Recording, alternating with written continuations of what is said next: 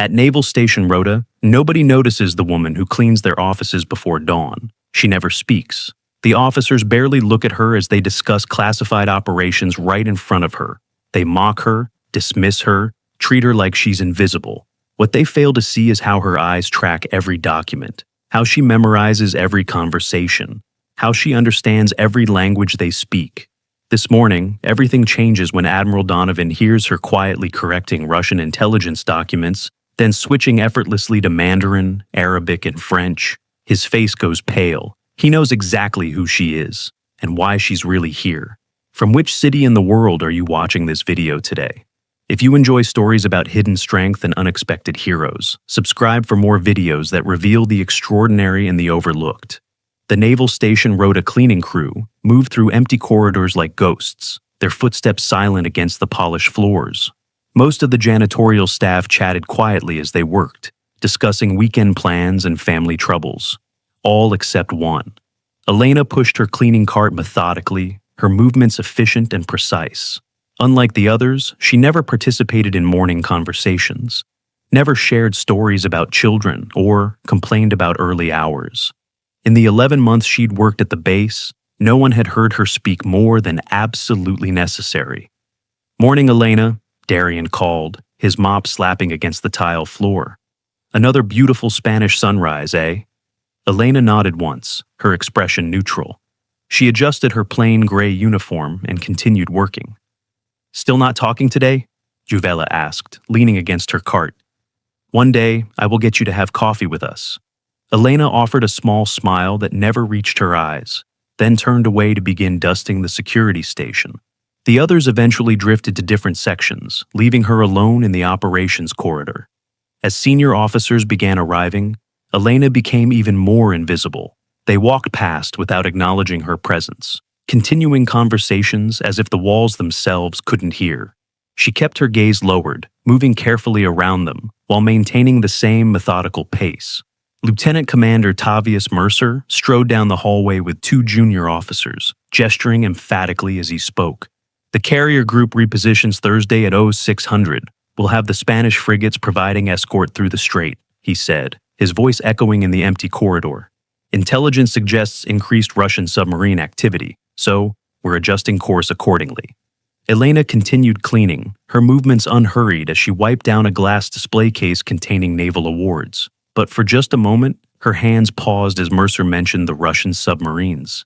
In the operations center, she moved silently between desks, emptying trash bins and dusting computer monitors. The overnight staff had left in a hurry, leaving behind coffee cups and scattered papers. As she tidied a workstation, her eyes caught on a map displaying naval positions. The rendezvous coordinates near Gibraltar were marked incorrectly, placing the meeting point dangerously close to shipping lanes. Her eyes lingered for only a fraction of a second before she continued cleaning, her expression unchanged. An hour later, intelligence officers gathered around the central table, spreading documents as they prepared for the morning briefing. Elena pushed her cart to the corner, beginning to clean the windows. "Can you do that later?" Lieutenant Quillen asked, not bothering to look directly at her. "We have important work here." Elena nodded and began to retreat, but Commander Mercer waved her back. "No, it's fine. She can clean around us. She doesn't understand anyway, right, Elena?"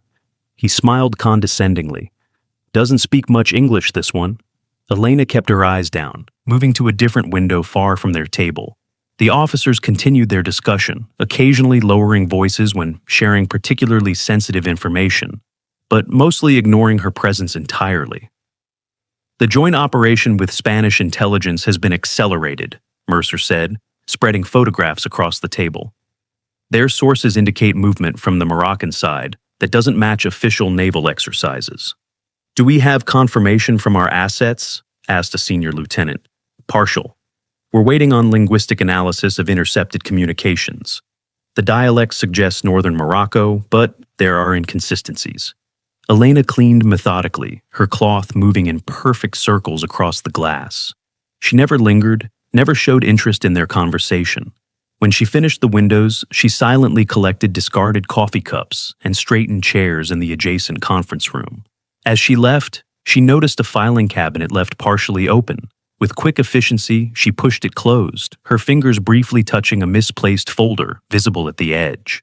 The label read, Operation Sentinel, classified. The corridors grew busier as morning advanced. Elena pushed her cart toward the administrative section, passing groups of officers heading to meetings and briefings. None acknowledged her. When higher-ranking personnel approached, she automatically stepped aside, pressing herself against the wall to let them pass unimpeded. At 0900 hours, a commotion near the main entrance signaled an important arrival.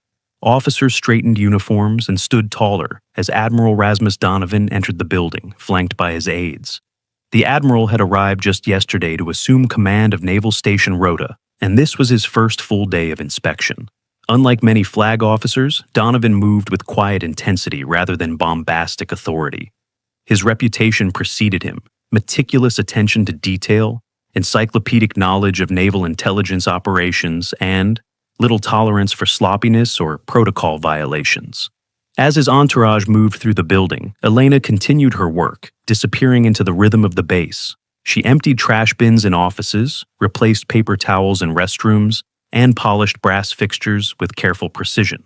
Later that morning, the Admiral's inspection tour reached the intelligence wing. Elena was dusting bookshelves in a corner office when the group entered. Commander Mercer enthusiastically detailing recent operational successes. "We've increased information security protocols after last quarter's assessment," Mercer explained. "All sensitive materials are properly secured each night, and access to classified systems is strictly monitored." Admiral Donovan nodded, his eyes scanning the room systematically. When his gaze landed on Elena, it paused. Unlike the others, he actually looked at her, not through her or past her, but at her. She kept her head down, focusing intently on her dusting. "What about support staff?" Donovan asked suddenly. Mercer looked confused. "Sir? Cleaning crew, maintenance workers, food service personnel. What's their security protocol?"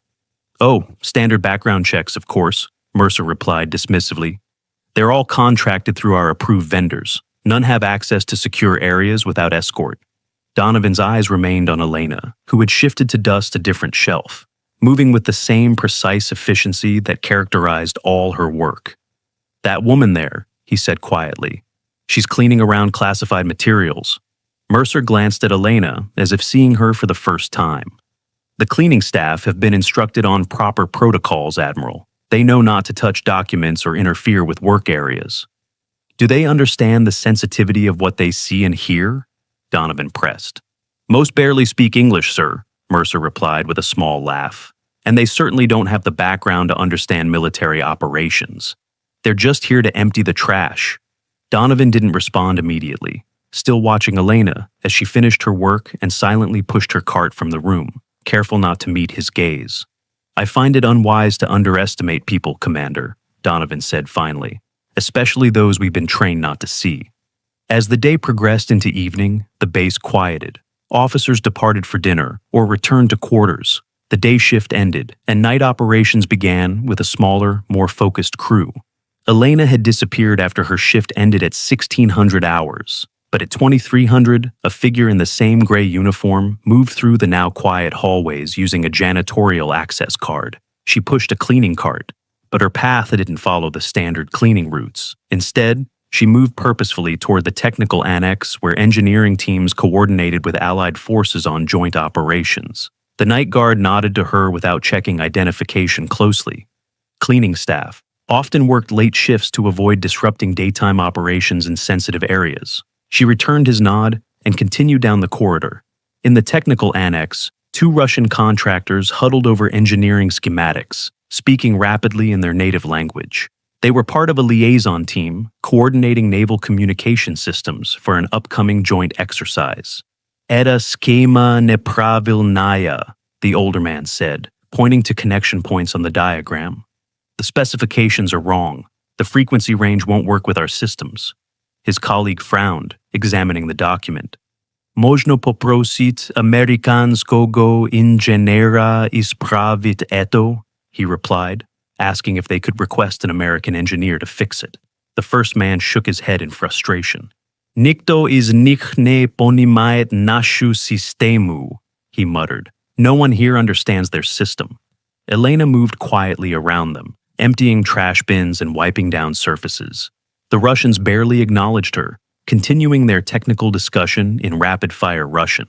As she cleaned near their workspace, she subtly adjusted her position to view their documents while appearing to focus on cleaning a coffee stain. The schematics showed communication relay stations with frequency allocations for encrypted transmissions between Allied vessels. The Russians were correct. There was an incompatibility in the system design that could compromise secure communications during joint operations. Elena finished cleaning their area and moved toward the exit. As she reached the door, her identification badge caught on the cleaning cart and dropped to the floor. She quickly bent to retrieve it, but not before revealing a second card partially hidden beneath. Just as she secured both cards and straightened, Admiral Donovan rounded the corner. Their eyes met briefly before she lowered her gaze, assuming the passive posture she always maintained around senior officers. "Working late?" Donovan asked, his tone conversational, but his eyes sharp. Elena nodded without speaking, keeping her gaze on the floor. "The technical spaces could wait until morning," he continued, watching her carefully. "Schedule says night cleaning, sir," she responded in heavily accented English, her voice so quiet he had to lean slightly forward to hear. "I see," he replied, stepping aside to let her pass. "Carry on." Elena pushed her cart past him, feeling his eyes following her all the way down the corridor. Once around the corner, her movements became more purposeful, her posture straightening almost imperceptibly as she headed toward the east wing. The next morning began like all others. Elena arrived before dawn, collected her cleaning supplies, and began her methodical route through the building. If she was tired from her late night, it didn't show in her efficient movements. Admiral Donovan was also an early riser. He sat alone in his office reviewing intelligence reports when Elena appeared in the doorway with her cleaning cart. "Not now," he said without looking up. Elena nodded and began to retreat when voices from the adjacent conference room caught their attention. A Spanish intelligence officer and a Moroccan liaison were engaged in a heated discussion about translated documents. "These translations are inadequate," the Moroccan officer insisted, his accent thick but his English precise. "The technical specifications use incorrect terminology in both Arabic and French." The Spanish officer sighed in frustration. "Our translators worked all night on this. The Joint Maritime Security Protocol must be finalized today." "Then find someone who speaks proper Arabic technical language," the Moroccan replied. "This document confuses surveillance radius with detection perimeter in 3 different sections." The Spanish officer tossed the document onto a side table. "I'll contact Madrid again, but I cannot promise a revised translation before the deadline." Both men exited through a different door, leaving the conference room empty except for the discarded documents. Admiral Donovan remained at his desk, apparently focused on his own work, but his eyes tracked Elena as she quietly entered the conference room to continue her cleaning. She emptied trash bins and wiped down the table with the same careful efficiency she always showed. When she reached the side table, she noticed the disputed translation documents. Pausing in her cleaning, she picked them up as if to straighten the pile. But then she did something unexpected. Her eyes scanned the pages quickly, moving back and forth across the text. From his position, Donovan could see her retrieve a pencil from her pocket and make small, precise marks on the document, tiny notations in the margins next to problematic sections. Her corrections were in multiple languages: Arabic notations beside mistranslated technical terms, French clarifications in another section, and even Cyrillic script identifying a Russian naval term that had been improperly converted to Arabic. Her hand moved with the confidence of someone intimately familiar with all these languages and their technical vocabularies. When finished, she placed the documents exactly as she had found them, resuming her cleaning as if nothing unusual had occurred. She never looked toward Donovan's office, apparently unaware she had been observed. The Admiral remained motionless at his desk, his expression unreadable. When Elena finished cleaning and pushed her cart toward the door, he spoke suddenly. "Thank you," he said simply. Elena paused, nodded once without meeting his eyes, and continued down the hallway, disappearing around a corner. Donovan waited until she was gone before rising from his desk. He walked to the conference room and examined the translation document. The corrections were nearly invisible, tiny pencil marks that clarified terminology and fixed mistranslations across multiple languages.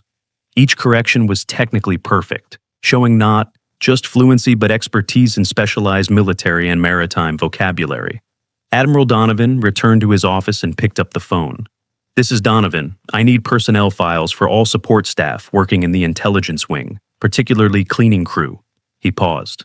"Yes, all of them, immediately." An hour later, Ensign Zeva Khoury arrived at his office carrying a stack of personnel files. At 26, Khoury was one of the youngest intelligence analysts on base, but her reputation for thoroughness had already earned her positions usually reserved for more senior officers.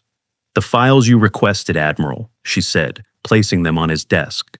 23 support staff members with access to the intelligence wing. "Thank you, Ensign. Was there anything unusual about any of these files?" Khoury hesitated. "One file is notably thin, sir. The cleaning woman who goes by Elena. Her background verification shows inconsistencies I would have flagged during standard review." Donovan nodded.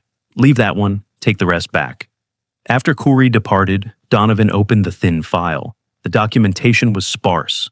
Basic identifying information, employment records with the contracted cleaning company, and a brief background check showing Spanish residency for 3 years prior to her employment at the base. There were notable gaps in her history: no family contacts, no previous employment before Spain, no educational records. The photograph showed the same unremarkable woman who cleaned his office every morning, her expression neutral, eyes downcast. Donovan turned to his computer and entered her employee ID number into the Naval Personnel Database, requesting a deeper security verification. The screen flashed, then displayed a message he had seen only a handful of times in his 30-year career. Blackfish 7 Protocol. Active. Authorization Delta required. Donovan sat back, his expression changing from curiosity to understanding. He reached for the secure phone on his desk and dialed a number from memory.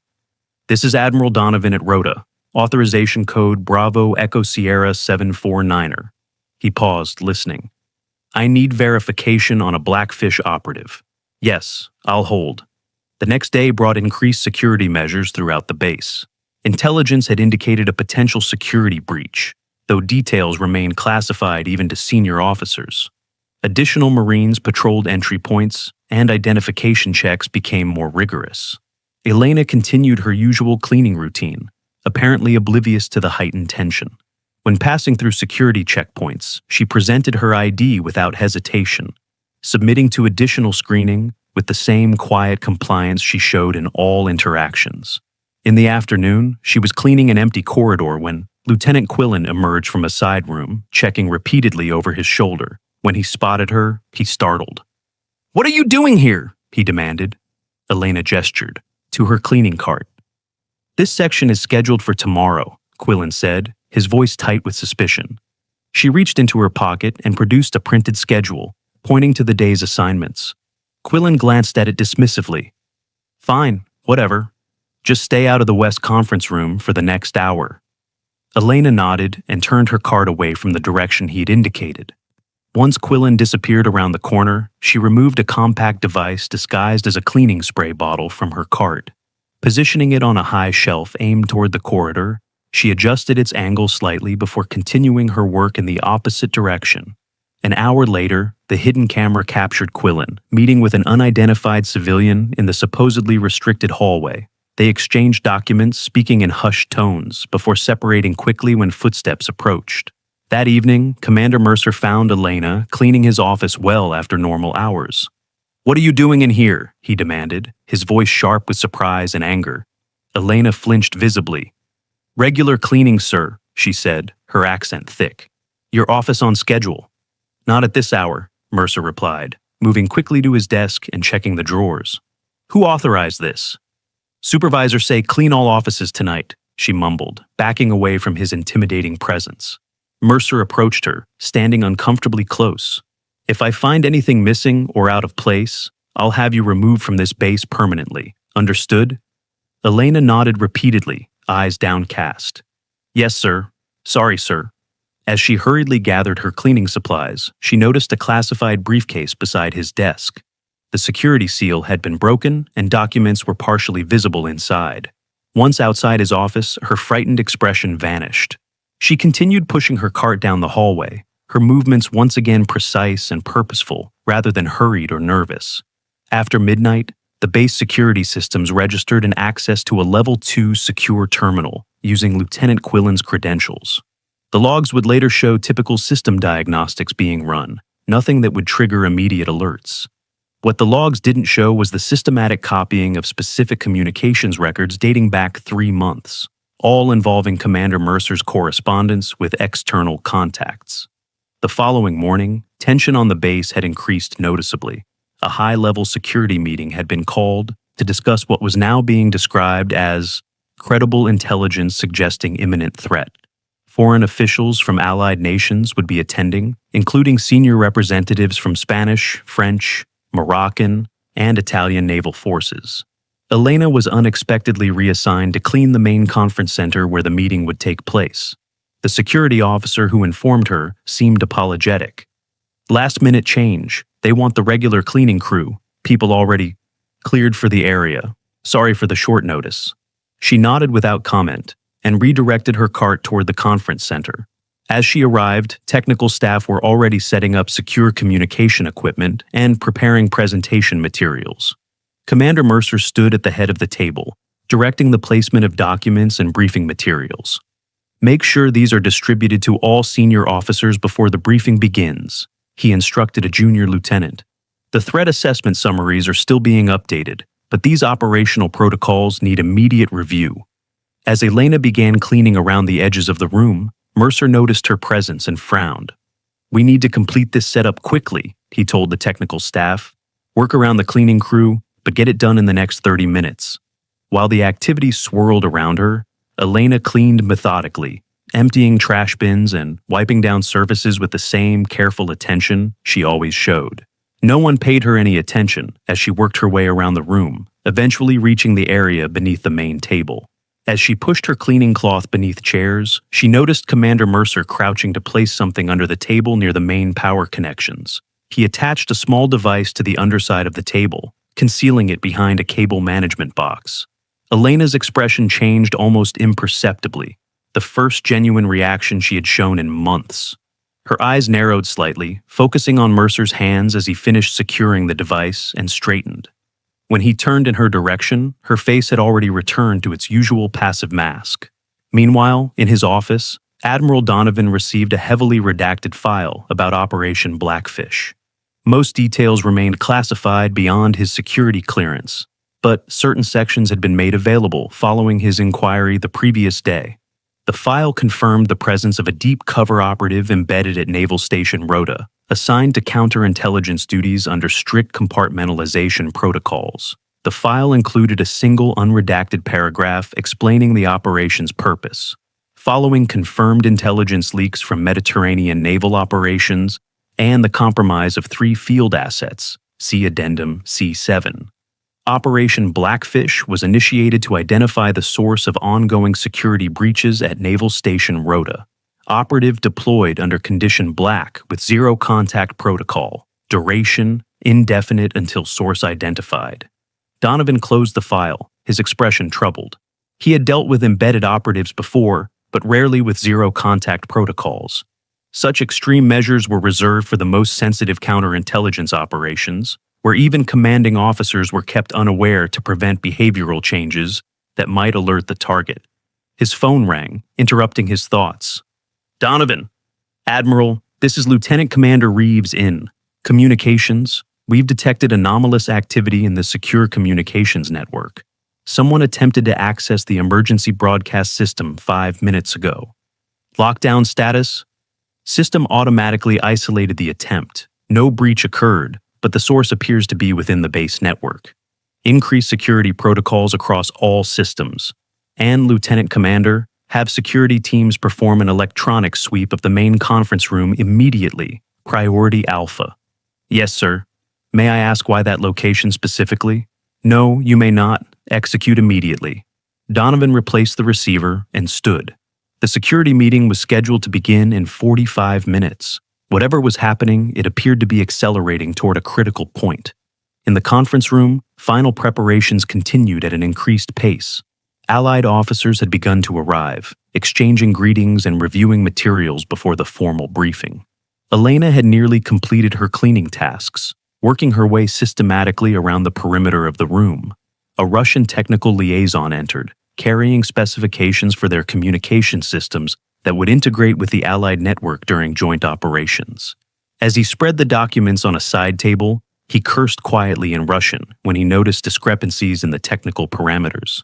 Etot parameter ne sootvetstvuet nashim systemum, he muttered to himself, noting that the parameter wouldn't match their systems. When he stepped away briefly to confer with a colleague in the hallway, Elena paused in her cleaning.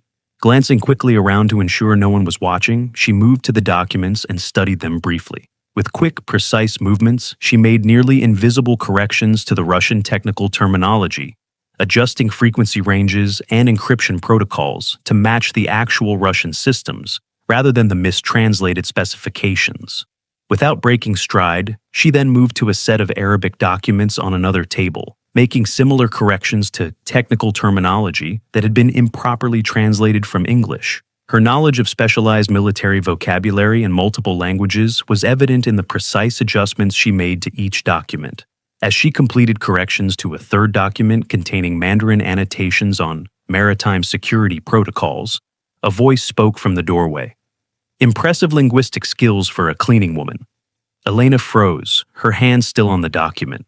Slowly, she turned to find Admiral Donovan standing in the doorway, watching her with an expression that combined confirmation with concern. Their eyes met, and in that moment, the passive mask she had worn for 11 months slipped completely. Her posture straightened almost imperceptibly, and her eyes, previously always downcast or deliberately vacant, suddenly showed sharp intelligence and calculation. Neither spoke for several long seconds. The sounds of the base continued. Around them, officers talking in the hallway, equipment being moved, the distant announcements over the public address system. But between them stretched a moment of perfect understanding. Elena's hand moved slowly from the document to her side. Her first words, when they finally came, contained no trace of an accent. "How long have you known, Admiral? From which city are you watching our stories of hidden heroes and unseen courage? If this resonates with you, subscribe to join our community of viewers who appreciate stories of extraordinary strength in unexpected places." "Not long enough," Admiral Donovan replied, closing the door behind him. Though longer than most would have. The transformation in Elena was subtle, but unmistakable. Though she maintained the same physical position, everything about her presence had changed. The invisible woman who had moved through the base unnoticed for nearly a year was gone, replaced by someone with unmistakable authority and focus.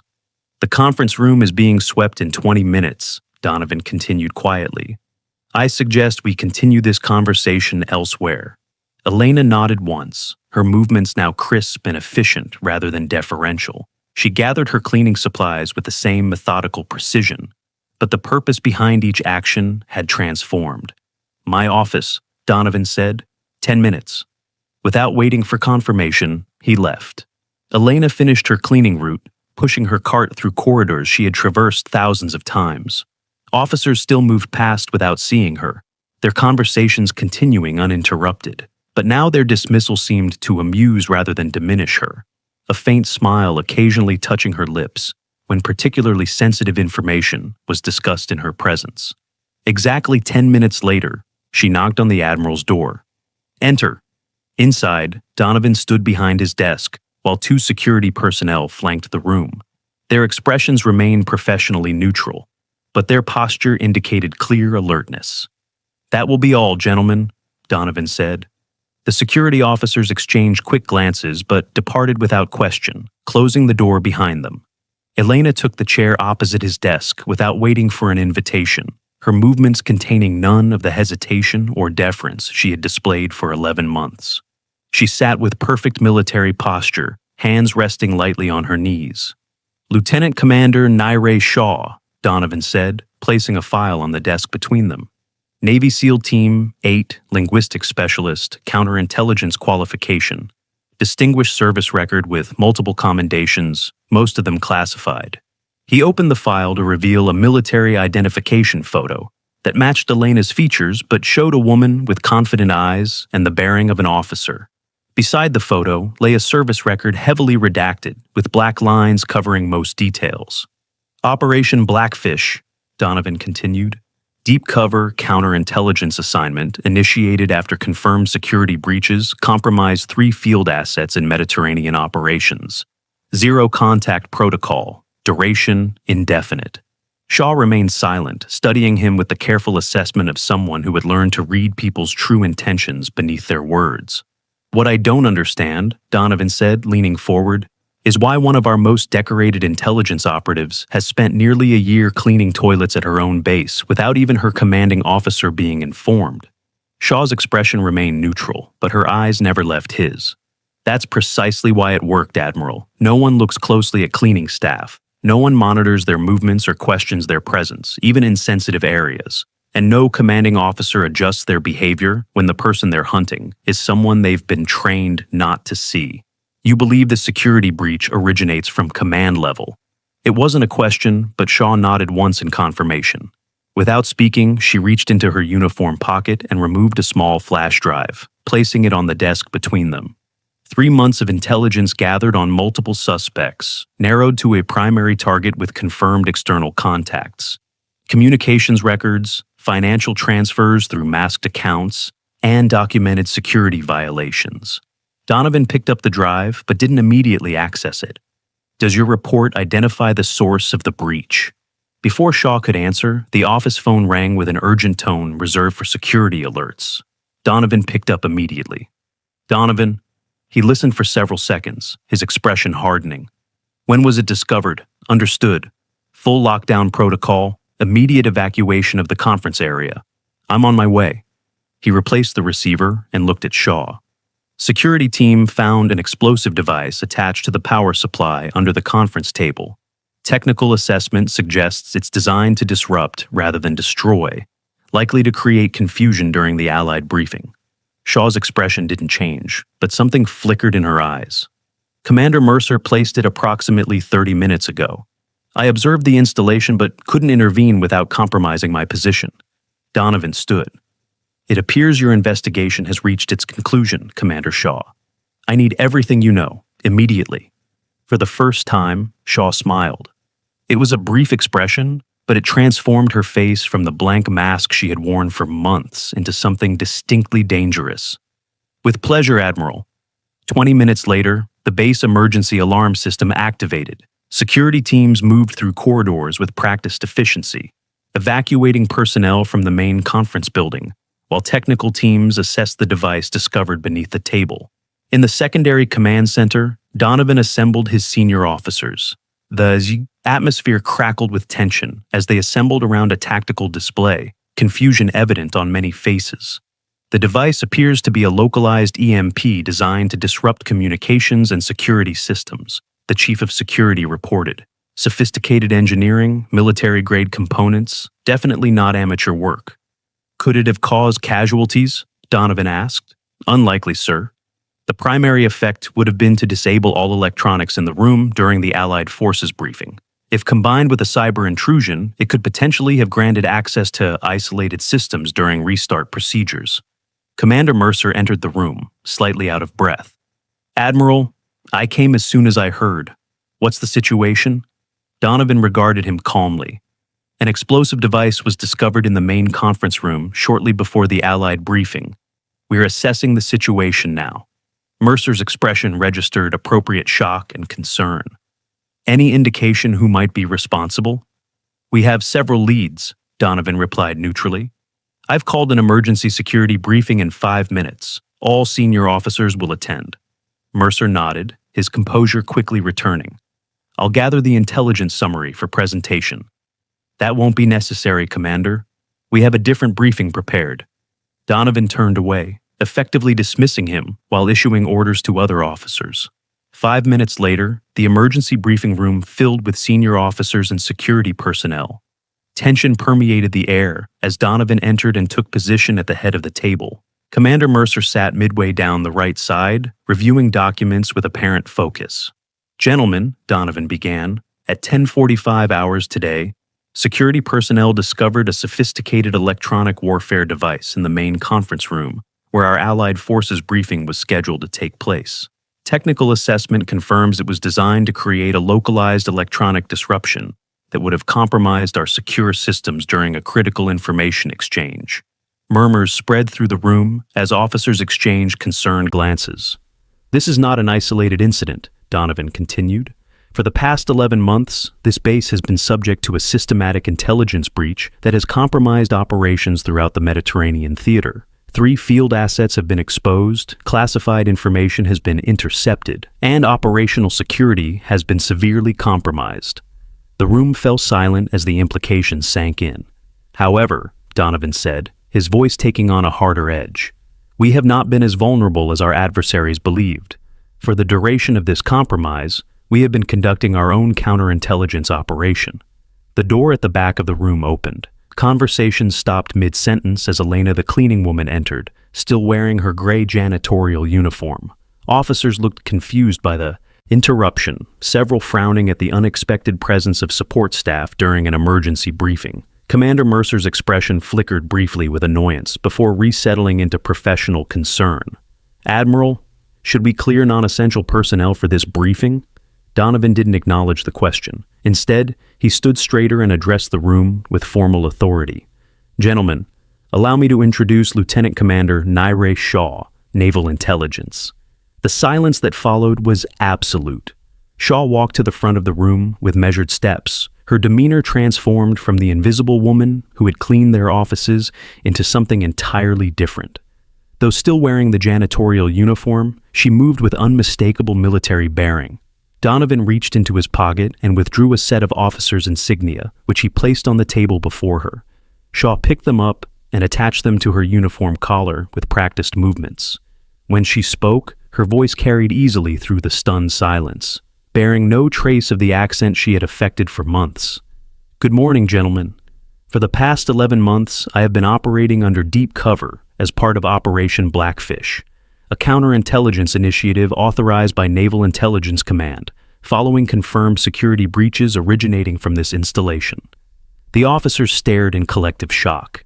Shaw continued without pause, her briefing precise and authoritative.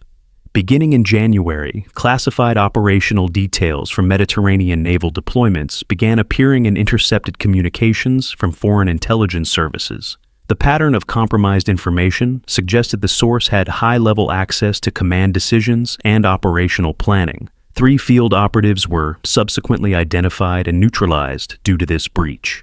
She activated the room's display system, bringing up a series of communication intercepts, financial records, and surveillance photographs. Her technical command of the presentation technology stood in stark contrast to her janitorial disguise. Operation Blackfish was initiated to identify the source without alerting potential suspects. Traditional counterintelligence methods were deemed insufficient due to the sophistication of the breach. Therefore, an alternative approach was implemented, placing a deep cover operative within the base's support staff, a position with maximum access but minimum scrutiny. Commander Mercer shifted in his seat, his expression carefully controlled. "This is highly irregular protocol, Admiral. Why wasn't command staff informed of this operation?" Shaw answered before Donovan could respond. "Because you were the primary suspect, Commander Mercer." The room erupted in shocked murmurs, Mercer's face flushed with apparent indignation. "This is absurd. I demand to know the basis for such an accusation." "The evidence is comprehensive," Shaw replied, calmly, advancing through her presentation. "Over the past 11 months, I have documented 27 instances of security protocol violations involving classified information. Financial analysis reveals a pattern of deposits to offshore accounts following each breach, totaling approximately 1.7 million euros. She displayed communication records showing messages sent from base systems to external servers using sophisticated masking protocols. These communications correlate precisely with compromised operations. The technical sophistication suggests professional intelligence service backing, likely Russian GRU based on encryption signatures. Mercer stood abruptly. "This is preposterous. I've served this Navy for 15 years with an unblemished record. I won't sit here and listen to these fabricated accusations from a woman who's been pretending to clean toilets. Your service record is indeed distinguished, Commander, Shaw acknowledged, which made you a perfect recruitment target. Your financial difficulties following your divorce 3 years ago created vulnerability that was expertly exploited. Mercer's face darkened. You know nothing about my personal life. I know you lost most of your assets in the settlement, Shaw countered. I know your daughter's medical treatments aren't covered by military insurance. I know you received the first transfer of 50,000 euros exactly 1 week after her diagnosis. The room had gone completely silent. Mercer's expression shifted between rage and something approaching fear. The initial approach wasn't about treason, Shaw continued, her tone softening slightly. It rarely is. They offered financial help for your daughter when you were desperate. Small favors at first, information that seemed insignificant. By the time they asked for operational details, you were already compromised. This is all circumstantial, Mercer said, but his voice had lost its confident edge. Shaw nodded to Donovan, who activated the room's display again. Security camera footage appeared, showing Mercer installing the device beneath the conference table. The final piece of evidence, Donovan said quietly, placement of an electronic warfare device intended to compromise today's Allied Forces briefing. Mercer looked at the footage, then around the room at his fellow officers. The transformation in their expressions from confusion to cold judgment was visible in real time. He calculated his options in a split second, then lunged toward the door. He made it 3 steps before security personnel blocked his path. Within moments, they had him restrained, his protests fading as the reality of his situation became clear. Remove the commander to detention, Donovan ordered. Full security protocols.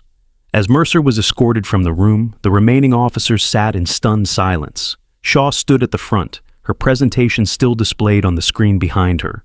The evidence of her 11-month investigation laid out, in meticulous detail.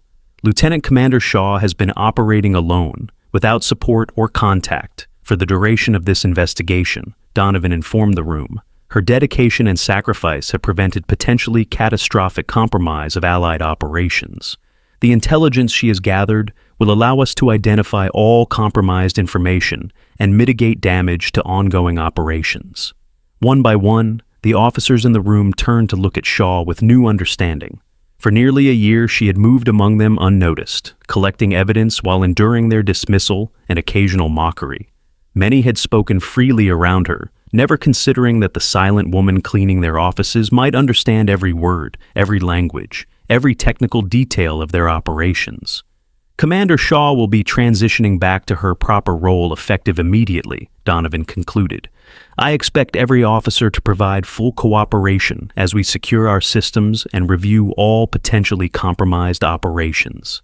The briefing concluded with officers filing out in subdued silence, many stealing glances at Shaw as they passed.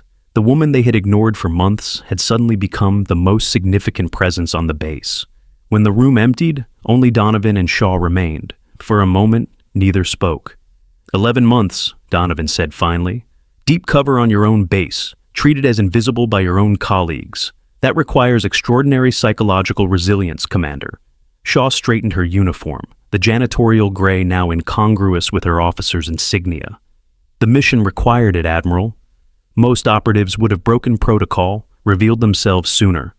Most operatives haven't spent their careers being underestimated, she replied with a hint of irony. Being invisible wasn't a new experience. Donovan studied her with genuine curiosity. Why volunteer for this assignment? Deep cover operations are typically handled by dedicated intelligence units, not field operatives with your combat background. Shaw met his gaze directly. Because I served with Tavius Mercer on 3 deployments. I knew him, trusted him. When intelligence suggested a high-level breach from this base, I couldn't accept that someone I'd served with might be responsible without seeing the evidence myself. Understanding dawned in Donovan's expression. You were hoping to prove his innocence. Initially, she acknowledged, then I hoped to understand what could turn a good officer into a traitor. In the end, I simply needed to stop him before more lives were lost. Donovan nodded slowly. Your report mentioned 3 field operatives compromised by the breach. You knew them. It wasn't a question, but Shaw answered anyway. 2 were colleagues, 1 was a friend. Her voice remained professional, but something in her eyes suggested deeper currents of emotion, carefully controlled. "What comes next for you, Commander?" Shaw glanced down at the janitorial uniform she had worn for 11 months. "First, a change of clothes, sir. Then a complete security overhaul of this base's protocols. Your officers have developed some extraordinarily lax habits regarding classified information. The following days brought significant changes to Naval Station Rota. Security protocols were tightened across all departments, with particular focus on handling of classified materials and access to secure areas. Commander Mercer remained in detention, awaiting transfer to a higher security facility, while investigation continued into the full extent of compromised operations. Lieutenant Commander Shaw, now properly uniformed with her rank clearly displayed, led the counterintelligence response team with methodical precision. The same officers who had once dismissed Elena now found themselves reporting to her, many struggling to reconcile the invisible cleaning woman with the authoritative intelligence officer who now scrutinized their security practices. 5 days after her cover was broken, Shaw coordinated a comprehensive operation to track and neutralize the external contacts who had handled Mercer's intelligence. The operation involved multiple agencies across 3 countries, targeting the network that had exploited Mercer's vulnerability. In the command center, she directed assets with calm efficiency, switching between languages as she coordinated with Spanish, French, and Moroccan intelligence services. Junior officers who had once mocked her now watched in stunned silence as she conversed fluently with foreign counterparts, her command of technical terminology and operational protocols demonstrating expertise that clearly predated her time under cover. Lieutenant Quillen, who had been particularly dismissive of Elena, found himself assigned to Shaw's team as communications liaison. His discomfort was evident in every interaction, his eyes unable to meet hers directly when receiving instructions. After the 3rd time he fumbled a simple communication protocol, Shaw addressed him directly. "Is there a problem with the assignment, Lieutenant?" Quillen straightened, visibly uncomfortable. "No, Commander, no problem." "Then why have you repeated the same error 3 times in succession?" He hesitated, then finally met her gaze. "I owe you an apology, Commander. The way I treated you when you thought I was just a cleaning woman," she finished for him. "Yes, ma'am, I was disrespectful. Worse than disrespectful." Shaw regarded him with a neutral expression. "Your behavior towards support staff reveals more about your character than their worth, Lieutenant. I suggest you reconsider how you treat people regardless of their uniform or position." "Yes, ma'am," he replied quietly. Shaw turned back to the operational display. "Now, correctly transmit the surveillance coordinates to our Moroccan counterparts and ensure the encryption protocol is properly implemented this time." As the counterintelligence operation progressed, Admiral Donovan maintained close oversight while allowing Shaw full operational authority. Her knowledge of the breach and its implications made her uniquely qualified to lead the response, a fact recognized by even the most senior officers who had once walked past her without acknowledgement. 1 week after her identity was revealed, Donovan called Shaw to his office for a private briefing. When she arrived, he was reviewing her complete service record, now unredacted and revealing the full extent of her qualifications and previous operations. "Your file makes for impressive reading, Commander," he said as she took a seat. "Multiple languages, specialized training in signals intelligence, field operations in 7 countries, and qualified as a Navy SEAL, one of only 12 women to complete the training." Shaw neither confirmed nor denied the assessment, her expression remaining professionally neutral. "What it doesn't explain," Donovan continued, "is why an operative with your qualifications volunteered for a janitorial deep cover assignment that most would consider beneath their expertise." Shaw considered the question carefully before responding. "Intelligence work isn't about status or recognition, Admiral. It's about accessing information others can't or won't see. Sometimes that means becoming invisible, operating in spaces others overlook. Most operatives would find it difficult to maintain cover while being consistently dismissed by their own colleagues." A ghost of a smile touched her lips. "Being underestimated isn't a disadvantage in my line of work, sir. It's an asset." Donovan nodded thoughtfully. "The Navy has overlooked your talents for too long, Commander. I'm recommending you for promotion and reassignment as head of counterintelligence operations for Mediterranean naval forces." For the first time since her cover was broken, Shaw showed genuine surprise. "That's a significant elevation, Admiral. One that's overdue, based on your service record and demonstrated capabilities." Donovan closed her file. "Unless you'd prefer a different assignment." Shaw didn't immediately respond. After 11 months of silence and invisibility, the prospect of commanding a critical intelligence division represented a dramatic shift. Yet her expression revealed nothing of her thoughts as she considered the offer. "Before I accept," she said finally, "I'd like to complete the current operation. There are still elements of the network that targeted Commander Mercer that remain active. Of course, once the immediate threat is contained, we'll discuss your formal appointment." Donovan hesitated, then added, "I'm curious about something, Commander. During your time undercover, did you ever consider breaking protocol? Revealing yourself sooner?" Shaw's expression remained impassive, but something flickered in her eyes. "The mission parameters were clear, Admiral. 0 contact. Protocol until the source was identified and evidence secured." "That's not what I asked." She met his gaze directly. 3 months ago, I identified a pattern in communications that strongly indicated Commander Mercer was the primary source. I had circumstantial evidence, but nothing definitive. I could have reported my suspicions then." "Why didn't you?" "Because suspicion isn't proof, and Tavius Mercer deserved more than suspicion after 15 years of service." Her voice remained even, but an edge of intensity had entered it. "I needed to understand not just what he was doing, but why. The why matters if we want to prevent similar compromises in the future." Donovan nodded slowly. "You knew him personally." "We served together," she confirmed. 3 deployments with Navy SEAL Team 8 before I transferred to intelligence operations. He was an exemplary officer then, someone I would have trusted with my life." She paused. "In many ways, that made the betrayal worse. If someone like Mercer could be turned, any officer could be vulnerable under the right circumstances." "Did you find the answer you were looking for? The why?" Shaw was silent for a moment. His daughter's medical condition was the initial vulnerability. Desperation makes people susceptible to exploitation. The Russian intelligence officers who approached him were skilled, offering financial help without immediately asking for significant information in return. By the time they requested operational details, he was already compromised. "The classic intelligence recruitment pattern," Donovan observed. "Effective because it works," Shaw agreed. But there was something else, something deeper that the Russians identified and exploited. What was that? "Resentment," she said simply.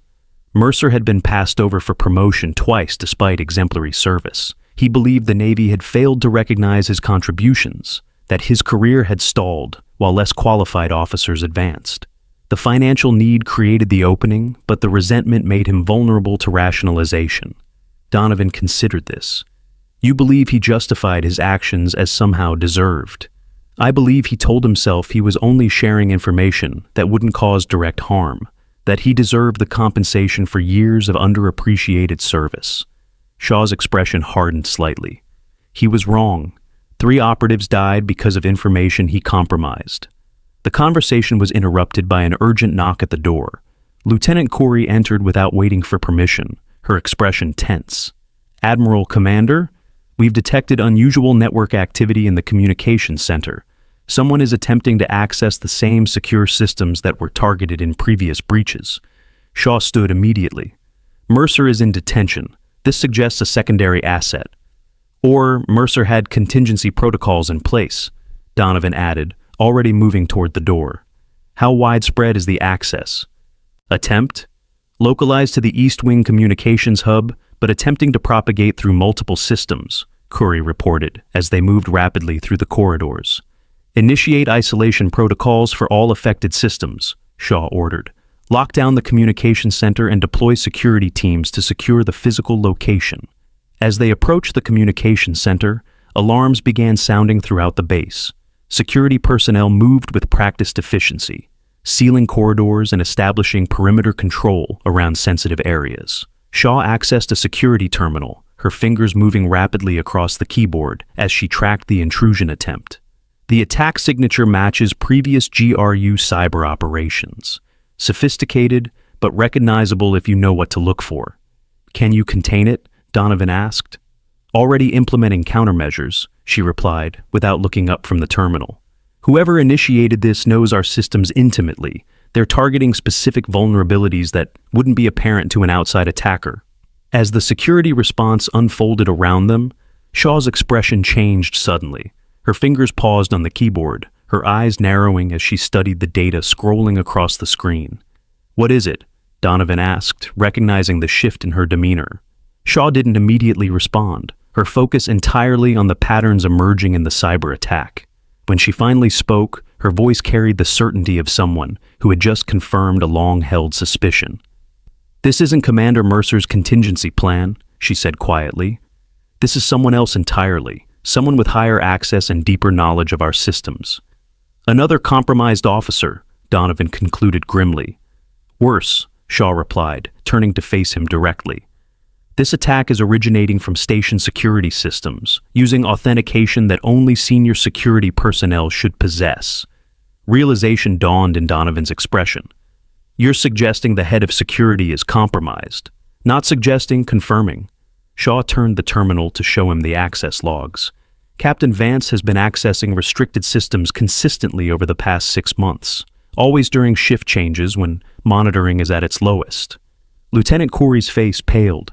"Captain Vance is currently overseeing Commander Mercer's detention transfer." Shaw and Donovan exchanged a single glance before both moved toward the door with urgent purpose. "Full security alert," Donovan ordered as they ran. "All personnel. Captain Vance is to be detained immediately." The base erupted into controlled chaos as the security alert spread through all channels.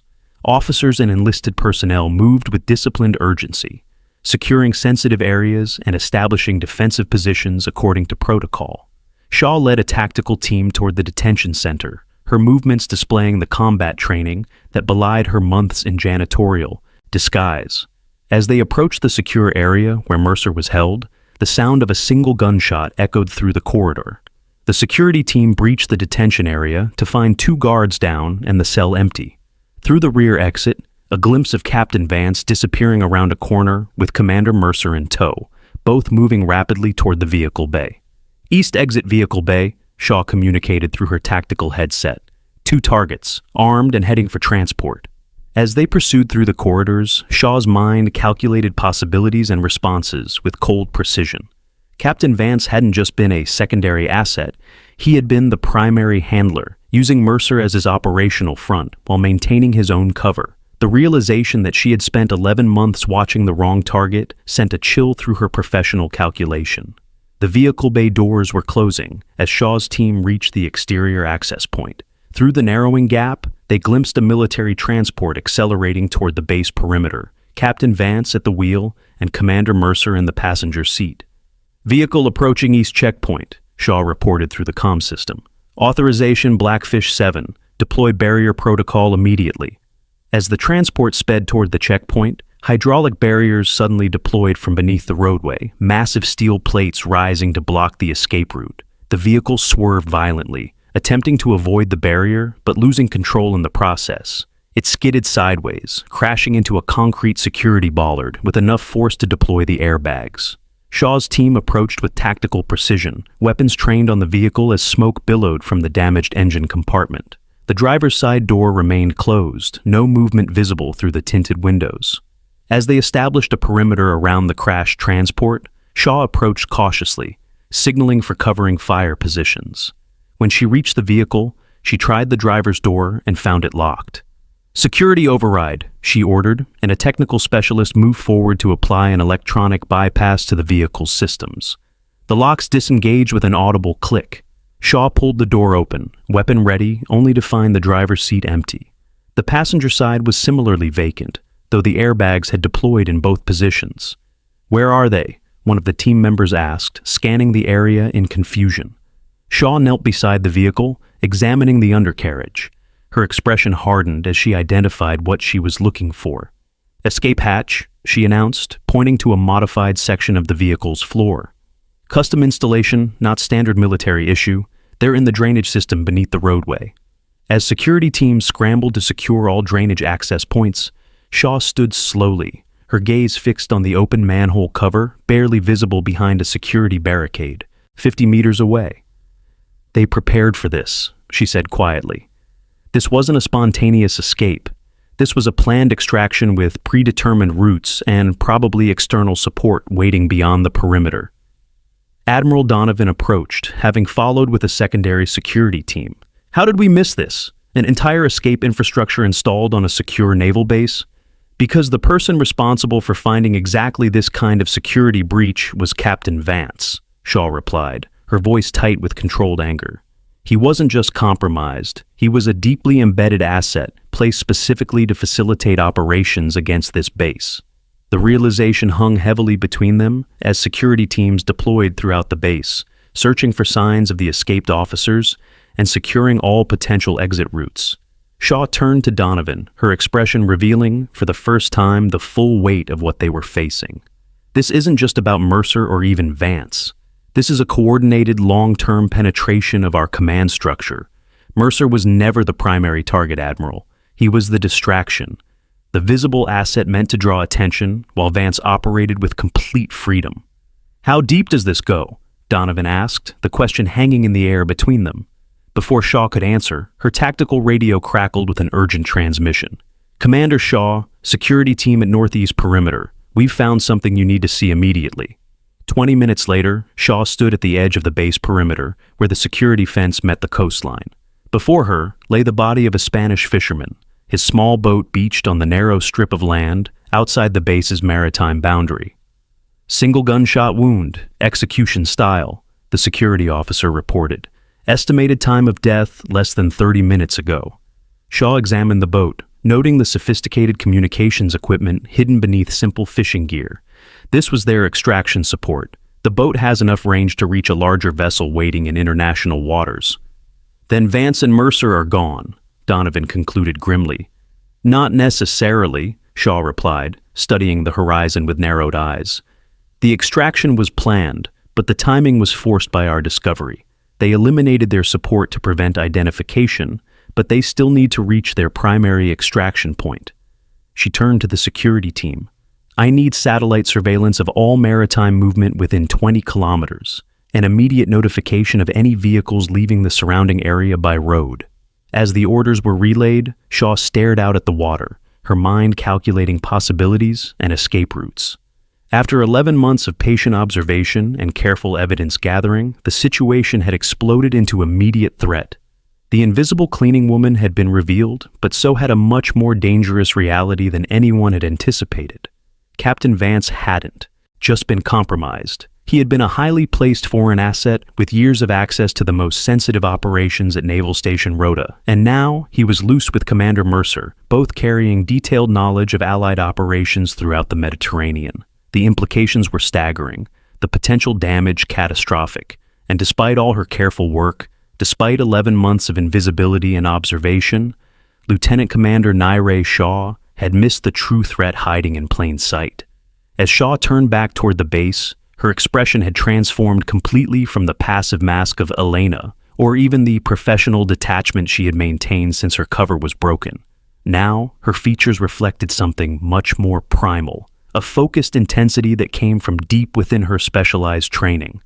Admiral, she said, her voice carrying absolute certainty, I need a tactical team and full operational authority. Captain Vance knows every security protocol on this base, and he'll anticipate our standard response patterns. You have whatever you need, Commander, Donovan replied without hesitation. Shaw nodded once, already moving toward the command center. Then let's hunt. Have you witnessed hidden strength revealed in a moment of crisis? Tell us about someone who surprised you with their capabilities when it truly mattered. Subscribe to see how Commander Shaw tracks down the true threat hiding in plain sight. Lieutenant Commander Nyree Shaw stood in the Tactical Operations Center, her uniform now reflecting her true rank and position. Officers moved with urgent precision around her as she directed the manhunt for Captain Vance and Commander Mercer. Gone was any trace of the invisible cleaning woman who had moved silently through these same spaces for 11 months. In her place stood an officer whose authority radiated through the room, her commands executed without question. Establish a 5-kilometer perimeter around the base, Shaw directed. All roads, trails, and waterways. If they're still in the area, they're looking for secondary transportation. Ensign Corey approached with a tablet displaying satellite imagery. Commander, We've identified 3 potential extraction routes based on terrain and access points. She highlighted areas on the digital map. The marina 4 kilometers east has several private vessels. The commercial fishing port to the north has regular departures. And there's a private airstrip 15 kilometers inland. Shaw studied the map, her eyes narrowed in concentration. Captain Vance designed our security protocols. He knows exactly what we'll look for and where. She considered for a moment, which is why he won't use any of these obvious routes. She expanded the map view, examining the coastline that stretched away from the base. Here, she said, indicating a rocky section of shore 2 kilometers west. There's a tidal cave system that local smugglers used during the Franco era, not on any official charts, but mentioned in regional historical records. You believe they'd know about such an obscure location? Admiral Donovan asked, joining them at the display. Captain Vance was stationed here for 7 years, Shaw replied. He made a point of knowing every potential security vulnerability within operational range. During my investigation, I noted he took unusual interest in local maritime history, particularly smuggling routes. She turned to the tactical team standing ready. We'll approach by water to avoid detection. 2 teams, silent insertion. Lieutenant Quillen, coordinate with Spanish Maritime Police for backup, but they remain at distance until we confirm location. Yes, Commander, Quillen responded crisply, no trace remaining of his previous dismissive attitude. 20 minutes later, 2 rigid inflatable boats sliced through the water, running dark as they approached the rocky coastline west of Naval Station Rota. Shaw led the first boat, her tactical gear a stark contrast to the janitorial uniform she'd worn for nearly a year. The night vision equipment revealed the craggy shoreline in shades of green and black, the entrance to the cave system barely visible against the dark rocks. Thermal imaging shows 2 heat signatures approximately 50 meters inside the main cave, reported the tactical officer beside her. Stationary, likely waiting for extraction? Shaw nodded. Tidal charts indicate we have 45 minutes before the cave entrance becomes inaccessible. Whatever their extraction plan, it's tied to that window. She signaled to the second boat, conveying the approach plan with silent hand gestures that her team understood immediately. As they neared the shore, Shaw cut the engine, allowing the boat to drift silently toward the cave entrance. The only sounds were the gentle lapping of waves against the hull and the distant call of seabirds. The contrast between this silent, precise operation and her months of invisible cleaning work struck Shaw with unexpected clarity. For nearly a year, she had moved through the base unnoticed, gathering intelligence with meticulous patience. Now she led a tactical team with the same methodical focus, but with her true identity and authority fully displayed. The boat slipped into the outer chamber of the cave system, the teams deploying with practiced efficiency. Shaw directed their movement forward, advancing through the narrow passages with weapons ready. Water dripped from the cave ceiling, the sound echoing softly against the stone walls. As they approached the location of the heat signatures, Shaw signaled for the team to hold position. From her vantage point, she could see a small chamber ahead, illuminated by portable LED lanterns. Captain Vance stood examining what appeared to be a waterproof case, while Commander Mercer sat on a rock ledge, his expression tense and watchful. Shaw studied the scene carefully before making her decision.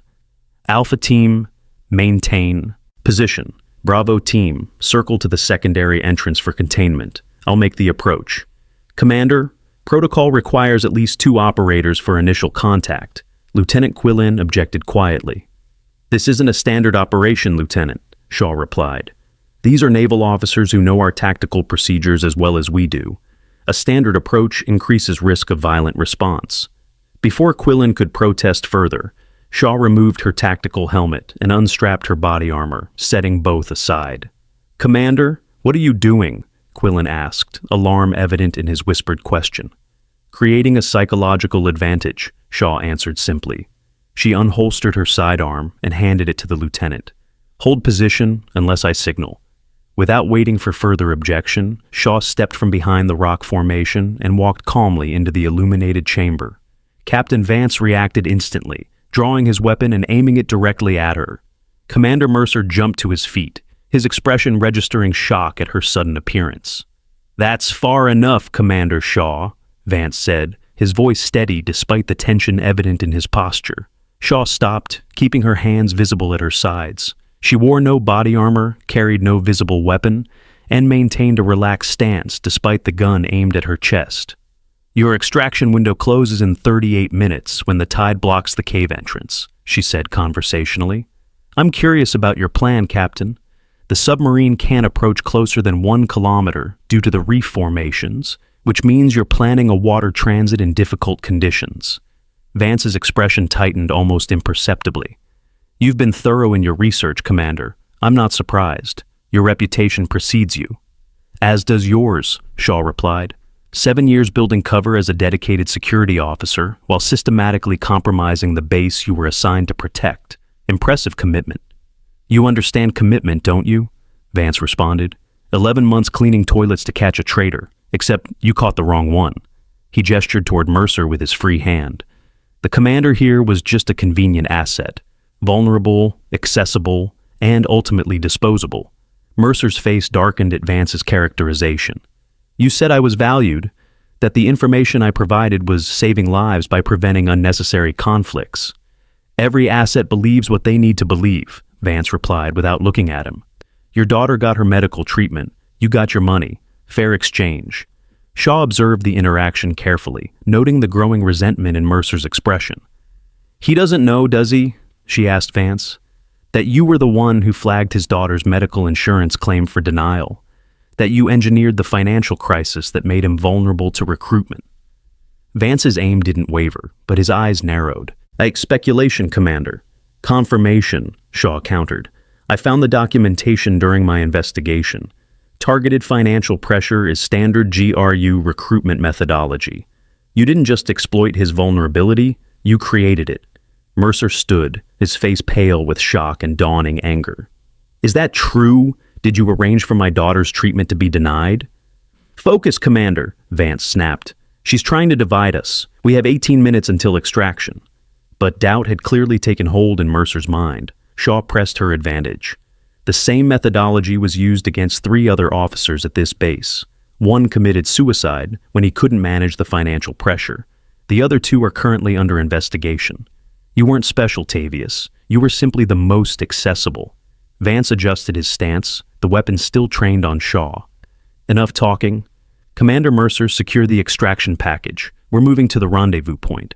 Mercer didn't move immediately, his eyes moving between Vance and Shaw as he processed the revelation.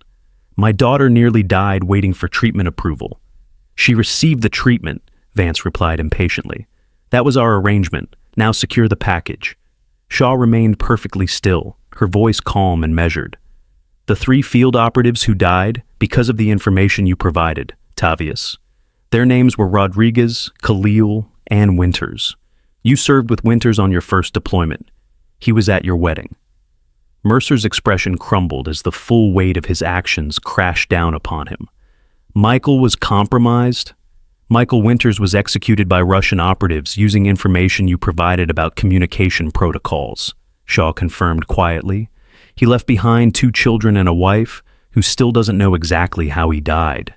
The cave fell silent except for the gentle lapping of water against stone. Vance's expression had hardened into cold calculation as he assessed the deteriorating situation. "This is pointless sentimentality," he said finally. "Commander Mercer made his choices. So did you, Commander Shaw, coming in here unarmed and without protection. A critical tactical error." Shaw smiled slightly. "Is it? You've spent 7 years studying naval security protocols and tactical responses. I've spent 15 years learning when to break them." Her gaze shifted momentarily to something behind Vance. "Now, Tavius." The distraction worked exactly as intended. Vance instinctively glanced over his shoulder, his weapon wavering just enough for Mercer to lunge forward, grabbing his arm and forcing the gun upward. The weapon discharged, the bullet striking the cave ceiling and sending small fragments of rock raining down. Shaw moved with explosive speed, covering the distance between them in 2 strides. Her first strike targeted Vance's wrist, breaking his grip on the weapon. Her second hit his solar plexus with calculated force, driving this breath from his lungs. Before he could recover, she executed a precise leg sweep that took him to the ground, following him down to secure his arms behind his back. The entire sequence took less than 5 seconds.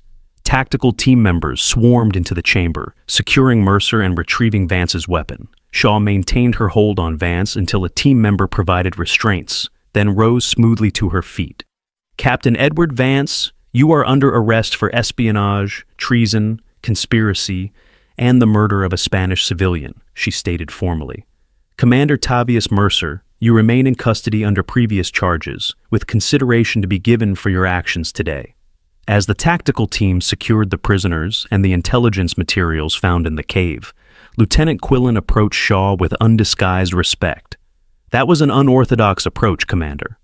Sometimes the most effective strategy is the one your opponent doesn't expect," she replied, watching as Vance and Mercer were escorted toward the cave entrance. "Captain Vance expected tactical protocol. I gave him something else entirely." "You gave him the truth," Quillen observed, "about what he did to Mercer." Shaw nodded once. Truth can be the most devastating weapon against someone built on lies. The return to Naval Station Rota proceeded without incident. As the rigid inflatable boats approached the naval dock, Shaw could see Admiral Donovan waiting with additional security personnel. The base remained on high alert, with enhanced security visible at all access points. When they disembarked, Donovan approached as Vance and Mercer were transferred to the shore-based security team. His expression reflected the gravity of the situation, but also unmistakable approval of the operation's success. "Clean extraction, minimal force, both targets secured," he observed, along with what appears to be significant intelligence materials. "The waterproof case contains external hard drives and communication equipment," Shaw confirmed. "Preliminary assessment suggests comprehensive documentation of compromised operations and contact protocols with their Russian handlers." "Excellent work, Commander," Donovan said. "I've already updated Naval Intelligence Command. They're sending a specialized team to conduct debriefing and assessment of all compromised systems." Shaw nodded acknowledgement, her attention still partially focused on Vance as he was escorted toward a secure transport vehicle. Despite his capture, his expression remained calm, almost satisfied. Something about his demeanor triggered a warning in her trained instincts. "Admiral," she said suddenly, "I recommend immediate sweep of all communication systems for secondary compromise protocols. Captain Vance appears too comfortable for someone whose operational plan has failed." Donovan studied her face, then Vance's distant figure. Without questioning her assessment, he immediately turned to the communications officer beside him. "Implement Communications Isolation Protocol Alpha. Full system lockdown until security sweep is completed." As alarms began sounding across the base, Shaw moved quickly toward the security transport where Vance was being held. She arrived just as the vehicle's doors were being secured, meeting Vance's gaze through the window. He smiled slightly, an expression of professional acknowledgement rather than defeat.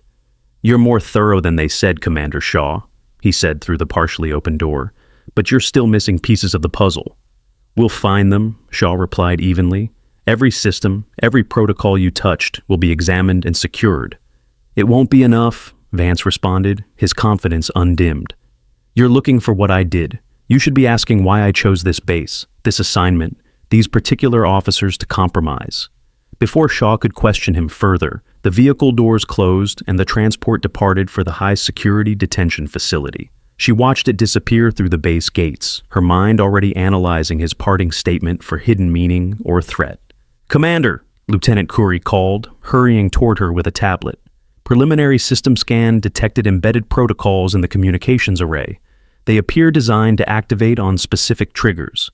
Kill switches," Shaw concluded, "set to compromise systems if Vance missed a regular check-in or entered a duress code."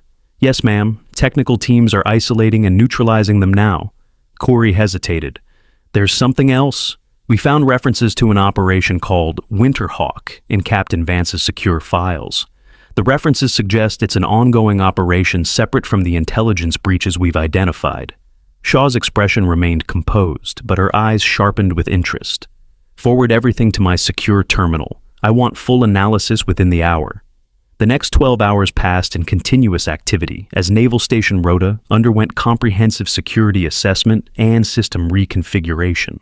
Every protocol Captain Vance had implemented during his 7 years as security chief was examined for potential compromise. Communication systems were rebuilt from secure baselines, and all operational plans were reviewed for possible intelligence leakage. Throughout this process, Shaw directed the counterintelligence response with the same methodical precision she had applied during her months of covert investigation. Officers who had once walked past her without recognition now sought her guidance on security matters, many still adjusting to the cognitive dissonance of reporting to someone they had previously dismissed as invisible. At ZOS 700 the following morning, Shaw presented her preliminary findings to Admiral Donovan and the assembled senior staff. The officers gathered in the main briefing room, the atmosphere tense but focused as Shaw took position at the front. Our initial assessment confirms Captain Vance compromised approximately 73% of the base's secure systems during his tenure as security chief. She began, her presentation displayed on the main screen. The purpose appears to have been systematic intelligence gathering rather than direct sabotage, with particular focus on Mediterranean fleet deployments and NATO coordination protocols. She advanced through detailed slides showing the extent of the breach and the countermeasures now in place. Technical teams have identified and neutralized 14 embedded kill switches in critical systems. Had these activated, they would have corrupted communication protocols during crisis response, potentially endangering operations throughout the region. Admiral Donovan leaned forward. What about this Winterhawk operation Lieutenant Coury identified? Shaw's expression remained professional, but a subtle tension entered her posture. That remains under investigation. Preliminary analysis suggests it's a separate operational track with different objectives from the intelligence gathering we've documented. Captain Vance maintained compartmentalized files on this operation with enhanced encryption. Technical specialists are still working to access the complete data. Your assessment, Commander? Donovan pressed. The fragmented information we've recovered suggests Winterhawk may be targeted at specific naval intelligence assets rather than general operations, Shaw replied carefully. The timing and focus appear consistent with a counterintelligence operation designed to identify and neutralize our own embedded operatives. The implications settled heavily over the room. If Shaw's assessment was correct, Captain Vance hadn't simply been gathering naval intelligence. He had been hunting American intelligence operatives. How many of our people could be at risk? Asked the operations officer. Unknown at this time, Shaw answered. But I've already initiated secure communication with all potentially vulnerable assets in the Mediterranean theater. Until we fully understand the scope of Winterhawk, we're operating under assumption of maximum compromise. The briefing continued with detailed discussion of immediate security protocols and operational adjustments. Throughout, Shaw maintained the calm authority that had become her signature since her cover was broken, fielding questions with precise, knowledgeable responses that left no doubt about her expertise. When the meeting concluded, officers filed out with renewed purpose, each tasked with specific security implementations for their departments. Admiral Donovan remained behind with Shaw as she gathered her materials. There's more to Winterhawk than you shared in the briefing, he observed quietly. Shaw met his gaze directly. Yes, sir. The fragments we've decoded suggest it may have been specifically targeting deep cover operatives like myself. The timing correlates with 3 compromised operations over the past 18 months where our embedded assets were exposed and eliminated, including your colleagues from the initial breach that prompted Operation Blackfish, Donovan concluded. She nodded once, a brief flash of controlled emotion crossing her features before disappearing behind professional composure. It appears Captain Vance may have been hunting counterintelligence operatives while simultaneously facilitating intelligence breaches, a dual-track approach that maximized damage to our operational security.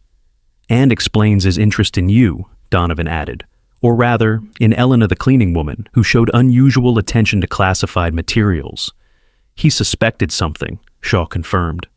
Several times during my investigation, I noted him observing my movements through the base. I attributed it to general security awareness, but in retrospect, he was likely assessing whether I posed a threat to his operations. Yet he never moved against you directly, because he couldn't confirm his suspicions without revealing his own interest, Shaw explained. The perfect stalemate. I watched him without knowing he was the primary threat, while he watched me without being certain I was a counterintelligence operative. Donovan considered this with a thoughtful expression. The invisible woman and the security chief, both hiding in plain sight. There's an irony there. Operational symmetry, Shaw corrected with the ghost of a smile.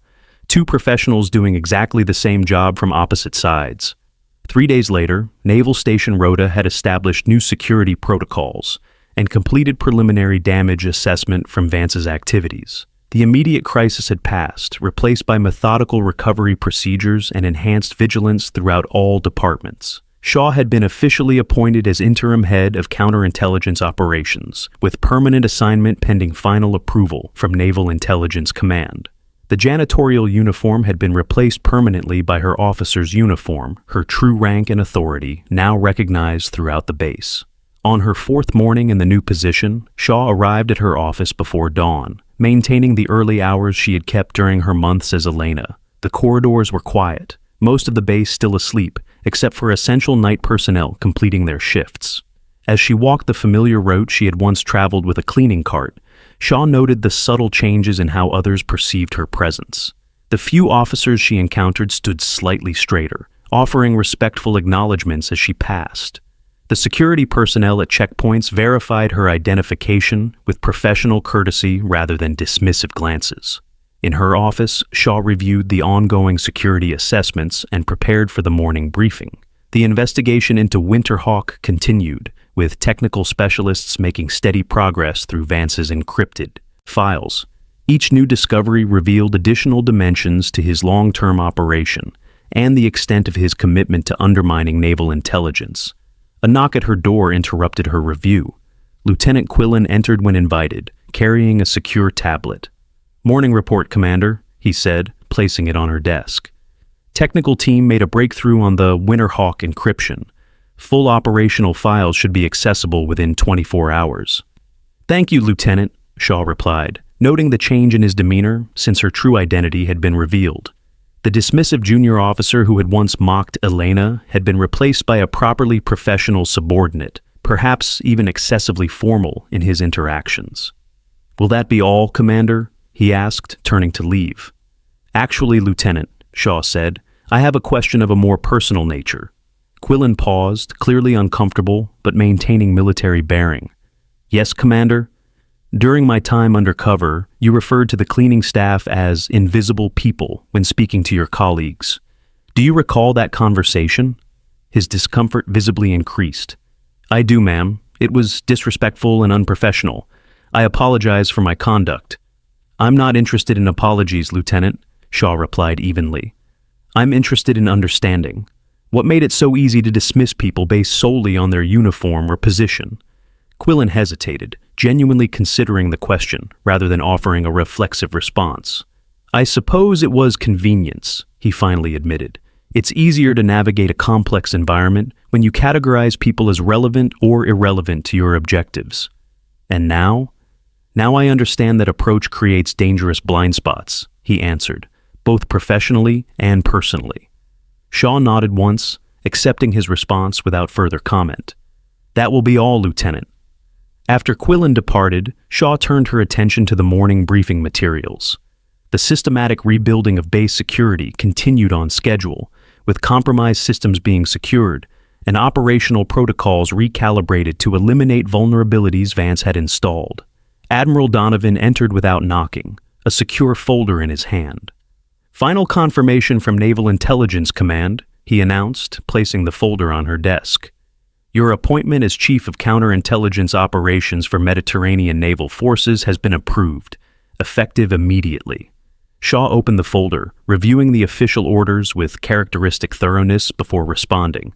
"Thank you, Admiral. I'll begin the transition today."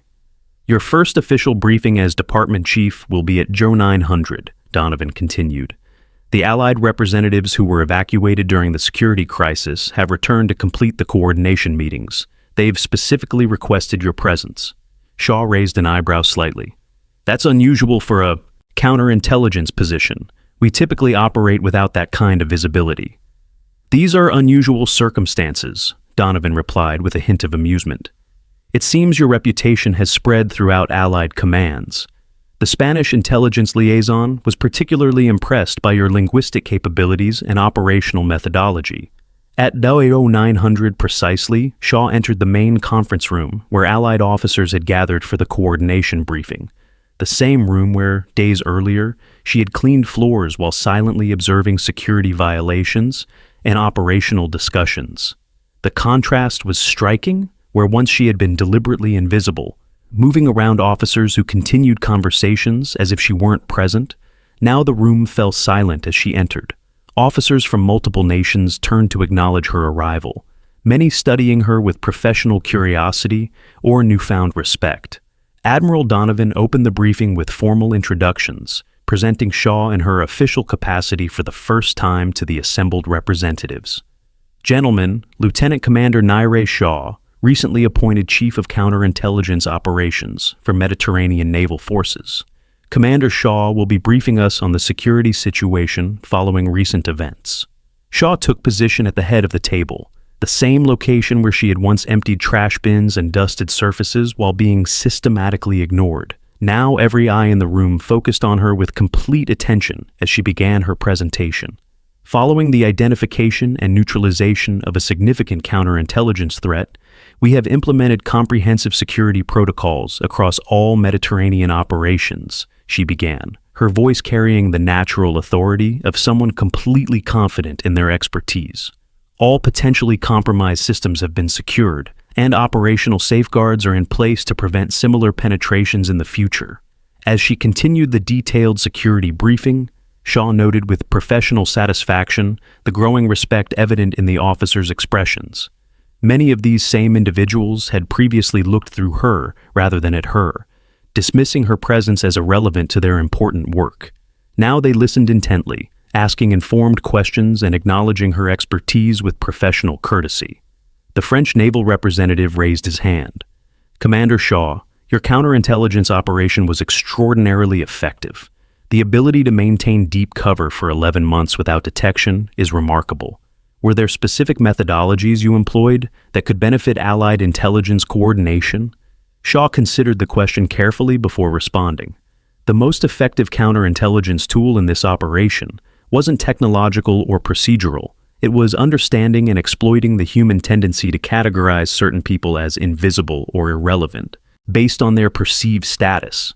The room grew quiet as officers absorbed her point, many shifting uncomfortably as they recognized their own behavior in her assessment. Support personnel moved through secured areas daily, often without scrutiny or acknowledgement, Shaw continued. They witness conversations, observe documents, and access spaces containing sensitive information, yet are rarely included in security protocols beyond basic screening. This creates a significant blind spot in operational security, one that can be exploited by both friendly and hostile intelligence services. Admiral Donovan nodded in agreement. Commander Shaw's experience highlights a critical vulnerability in our security posture, one we are now addressing through enhanced protocols and awareness training. The briefing continued for another hour, covering specific security implementations and coordination requirements for future joint operations. Throughout, Shaw maintained the same calm professionalism that had characterized her leadership since her cover was broken, answering questions with precise expertise and clear authority. When the meeting concluded, officers departed with new respect for both the counterintelligence threat and the woman who had exposed it through extraordinary patience and professional commitment. Shaw remained behind, collecting her materials as the room emptied. Admiral Donovan approached as the last officers left. Effective briefing, Commander. I believe you've made quite an impression on our allies. The situation made the impression, Admiral, Shaw replied. I simply provided the analysis.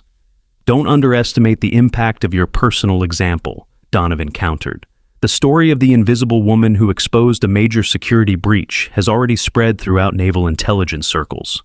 Shaw's expression suggested mild discomfort with the attention. The operational objective was achieved. That's what matters. True, Donovan acknowledged. But symbols matter too, particularly in intelligence work where recognition is rare and often posthumous. Before Shaw could respond, Lieutenant Corey appeared at the door. Commander, technical team reports complete decryption of the Winterhawk files. They're ready for your review. Thank you, Lieutenant. I'll be there shortly. As Corey departed, Shaw turned back to Donovan. If you'll excuse me, Admiral, it appears we may finally have answers about Captain Vance's secondary operation. Of course. Keep me informed of any significant findings. Shaw nodded and left the conference room, moving through corridors that had once been her silent domain as an invisible observer. Now, officers and enlisted personnel acknowledged her passage with respectful nods or formal greetings, the transformation in her status evident in every interaction. The technical center buzzed with activity as specialists continued work on secured systems and enhanced protocols.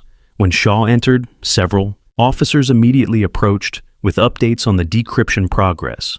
We've recovered approximately 95% of the Winterhawk operational files, the lead technical specialist reported, displaying the findings on a secure terminal.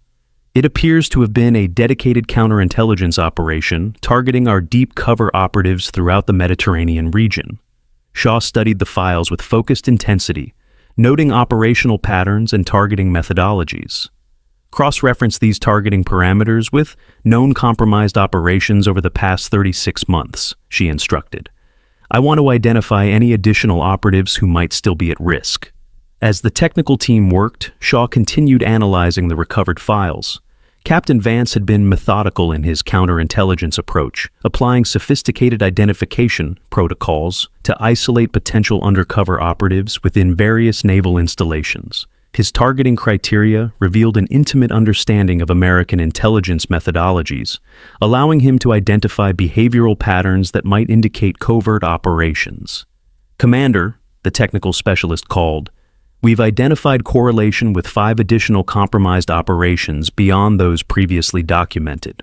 All involved deep cover assets who were subsequently exposed or neutralized. Shaw's expression remained professionally neutral, but her eyes reflected controlled anger as the human cost of Vance's activities became clear. Each compromised operation represented not just intelligence failure, but endangered lives, colleagues who had operated under the same dangerous conditions she had experienced during her months as Elena. Implement immediate security protocols for all potentially compromised assets, she ordered. Priority communication through secure channels, extraction options prepared where necessary. As the team executed her instructions, Shaw continued reviewing the operational files, searching for any indication of Vance's ultimate objective beyond standard intelligence gathering. The scope and duration of his activities suggested strategic rather than tactical goals, a long-term penetration designed to fundamentally undermine naval intelligence capabilities throughout the region. There's something else here, she murmured, identifying a pattern in the data. He wasn't just targeting random operations. There's a specific focus on assets involved with Black Sea regional intelligence, particularly operations monitoring Russian naval expansion. The implications crystallized in her analysis. This wasn't just about gathering general intelligence. It was about blinding specific surveillance capabilities in a particular operational theater. She turned to Lieutenant Khoury. Contact Naval Intelligence Command immediately. I need secure communication with the Black Sea Regional Director, Priority Alpha. The following day, Naval Station Rota operated under a new security paradigm. Enhanced protocols had been implemented throughout the base, with particular focus on comprehensive awareness of all personnel accessing sensitive areas. Support staff received additional security briefings and recognition training, ensuring they understood their role in maintaining operational security. In her office, Commander Shaw prepared for her first official departmental meeting as Chief of Counterintelligence. The appointment represented formal acknowledgement of her expertise and leadership capabilities, positions she had earned through extraordinary service but had been denied proper recognition for operational reasons. A knock at her door preceded the arrival of Admiral Donovan. Your security recommendations have been implemented across all Mediterranean installations, he reported. Naval Intelligence Command sends their compliments on your thorough assessment and rapid response protocols. Thank you, Admiral, Shaw replied. The Winterhawk intelligence has been particularly valuable in identifying vulnerable operations. We've already secured 3 additional deep cover assets who were potentially compromised but unaware of the threat. Lives saved through your diligence, Donovan observed, though I doubt those operatives will ever know who protected them. That's the nature of counterintelligence work, Shaw said simply. Success is measured by what doesn't happen, by the threats neutralized before they materialize. Speaking of recognition, Donovan continued, your formal introduction to the department is scheduled for 0800. I expected you might want time to prepare. Shaw nodded appreciation for the consideration. I'll be there, Admiral. After Donovan departed, Shaw remained at her desk, reviewing final security assessments. The immediate crisis had passed, but the long-term implications of Vance's operation would continue to influence naval intelligence operations for years to come. Systems would be rebuilt, protocols redesigned, and vulnerabilities addressed based on lessons learned from this penetration. At 0755, Shaw left her office and walked toward the main briefing room where the department awaited formal introduction to their new chief. As she moved through now familiar corridors, she passed a maintenance worker, carefully polishing brass fixtures on a corridor wall. The woman wore the same gray uniform Shaw had worn during her months as Elena, working with similar methodical precision. When Shaw approached, the maintenance worker automatically stepped aside, lowering her eyes in the same deferential manner Shaw had adopted during her cover. The gesture, so familiar from her own experience, caused Shaw to pause. "Good morning," she said to the woman. The maintenance worker looked up, momentarily surprised at being directly addressed by a senior officer. "Good morning, ma'am," she replied cautiously. "What's your name?" Shaw asked. "Amara, ma'am," Shaw nodded. "Thank you for your work, Amara. It's appreciated." The simple acknowledgement visibly startled the woman, who had clearly grown accustomed to invisibility in her role. Her expression shifted from surprise to cautious appreciation. "Thank you, ma'am." Shaw continued toward the briefing room, aware that she had just slightly altered the invisible hierarchies that define naval operations. A small change, but perhaps the beginning of a more significant shift in awareness. At precisely 0800, Shaw entered the briefing room where her department had assembled. Officers stood at attention as Admiral Donovan formally introduced her as their new chief. The appointment represented not just personal achievement, but institutional recognition of expertise that had previously operated in the shadows. "Commander Shaw brings extraordinary qualifications to this position," Donovan told the assembled officers. Her recent counterintelligence operation exemplifies the highest standards of naval intelligence work, combining methodical analysis with exceptional fieldcraft and linguistic capabilities. As Shaw took position at the head of the table, she surveyed the officers who would now form her command. Many had walked past her countless times during her months as Elena, continuing sensitive conversations in her presence with complete disregard for her potential understanding. "Before we begin our operational briefing," she said, her voice carrying easily through the room, "I want to establish one fundamental principle for this department. In counterintelligence work, we cannot afford the luxury of invisibility bias. Every person on this base, regardless of rank, position, or uniform, represents both potential vulnerability and potential asset to our security posture." The officers nodded understanding, many with expressions suggesting new awareness of their previous blind spots. "Our adversaries exploit our tendency to dismiss certain categories of people as irrelevant or invisible," Shaw continued. "They hide their most effective assets behind our own biases and assumptions. Our job is to see what others don't, to recognize patterns and anomalies that indicate threat or opportunity." She activated the briefing room display, bringing up the department's revised security protocols and operational methodologies. "With that understanding as our foundation, let's begin." 1 week later, Naval Station Rota had largely returned to normal operations, albeit with enhanced security measures and heightened awareness throughout all departments. The Allied coordination meetings had concluded successfully, with new joint operations planned throughout the Mediterranean theater. Commander Shaw had established her authority within the counterintelligence department, implementing systematic improvements based on lessons learned from the Vance penetration. Her leadership style combined exacting standards with clear recognition of her officers' contributions, quickly earning their professional respect and commitment. On the morning marking her first full week as department chief, Shaw arrived at her office to find Admiral Donovan waiting with a small package. "Something arrived for you through secure channels," he explained, placing the package on her desk. Personal rather than operational, according to the security team. Shaw examined the package carefully before opening it. Inside lay a small wooden box containing a naval officer's insignia identical to the one she now wore, but tarnished with age and wear. Beneath it, a handwritten note read simply, "From one invisible woman to another." The mission continues.